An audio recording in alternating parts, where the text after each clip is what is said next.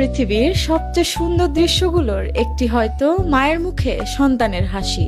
আর সেই হাসি যদি হয় প্রথমবার স্পষ্টভাবে মাকে দেখার আনন্দে ভরা, তাহলে তো মুহূর্তেই ছুঁয়ে যায় লাখো হৃদয়। সামাজিক যোগাযোগ মাধ্যমে ভাইরাল হওয়া এমনই এক ভিডিও এখন আবেগে ভাসাচ্ছে নেট দুনিয়াকে। ছোট্ট এক শিশুর প্রাণখোলা হাসি দেখে অনেকেই বলছেন এই হাসির মধ্যে যেন পৃথিবীর সব সুখ আর শান্তি লুকিয়ে আছে।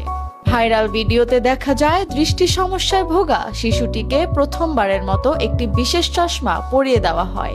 চশমাটি পরার পর শিশুটি প্রথমে চারপাশে তাকাতে থাকে, এরপর যখন সে নিজের মায়ের মুখ স্পষ্টভাবে দেখতে পায় তখনই আনন্দে উচ্ছ্বসিত হয়ে প্রাণ খুলে হাসতে শুরু করে। শিশুটির সেই নিষ্পাপ হাসি মুহূর্তেই অভিভূত করে তোলে উপস্থিত সবাইকে।